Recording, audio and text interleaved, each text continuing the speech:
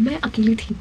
I was alone handling all these emotions. मुझे लगता था कि दुनिया में कोई है ही नहीं मुझे समझने वाला। तुम लाइफ में आगे बढ़ते हो, जब तुम खुश होते हो, जब तुम्हारे सामने सिचुएशंस होती हैं, सब कुछ ठीक चल रहा होता है, लेकिन फिर भी तुम्हारे अंदर खालीपन होता है, फिर भी तुम खुश नहीं रह पाते हो, फिर भी तुम हमेशा सैड रहते हो, तब तुम्हें समझ में आएगा कि तुम अच्छी सिचुएशंस में भी खुश इसलिए नहीं हो पाते हो बिकॉज तुम्हारे अंदर इतने नेगेटिव इमोशंस भरे पड़े हैं जिसको तुमने कभी प्रोसेस ही नहीं किया।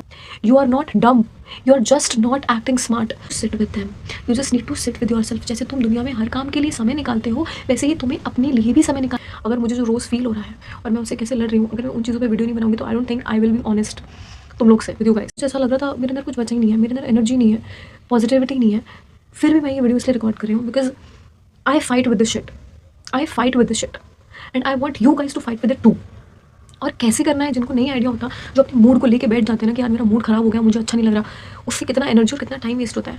And I know because I fight with this shit, तो आई नो कि कितना तुम अपने आप का टाइम वेस्ट करते हो, अपने आप को ड्रेन करते हो, अपनी एनर्जी बहाते हो इन सब चीज़ों में, फालतू लोगों में, फालतू इवेंट्स में, फालतू पुराने पास्ट में, कितनी कितनी कितनी फालतू चीज़ों में तुम अपनी टाइम और एनर्जी वेस्ट कर रहे हो ना। आई नो बिकॉज मैं भी करती थी।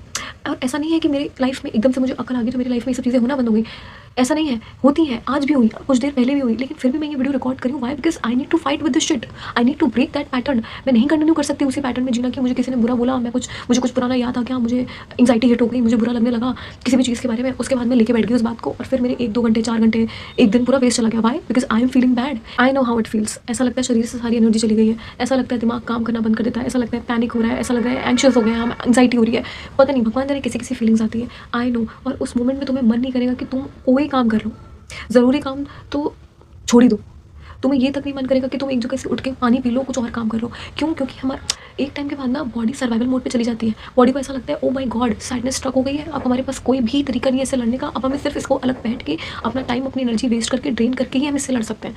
ऐसा नहीं होता। You need to learn how to analyse emotions. You phone पकड़ लेते हैं, सोचते हैं कि यार कैसे डील करें इस चीज़ से, हमें समझ में नहीं आ रहा, फिर हम अवॉइड करने की कोशिश करते हैं, सो जाते हैं, मोबाइल चलाते हैं, स्क्रॉल करते हैं, किसी से बात कर लेंगे, but we avoid the shit. क्यों? तुम जितनी बार पैटर्न रिपीट करोगे उतनी बार तुम्हें बार बार वापस वैसे ही फील होगा। ये जो साइकिल बन गई है ना कि हमें जब पुरानी बातें याद आती हैं हम वैसा ही फील करने लगते हैं, हमें जब कोई एंशियस सिचुएशन दिखती है या हमें लगता है कि सिचुएशन हमसे हैंडल नहीं हो पाएगी, हम वैसा ही फील करने लगते हैं। जब गुस्सा आती है, हर्ट हो जाएंगे, किसी की बात का बुरा लगेगा, क्या करेंगे? एक कोना पकड़ लेते हैं, चीज़ों को अवॉइड करने लगेंगे, लोगों से मिलना अवॉइड कर देते हैं, बाहर निकलना अवॉइड कर देते हैं। आई fight with this shit every day. मैं हर रोज़ लड़ती हूँ। ऐसा नहीं है कि तुम आज इस पे काम करोगे तो तुम्हें ये चीज़ कल फील नहीं होगी, इससे तुम्हें रोज़ लड़ना पड़ेगा।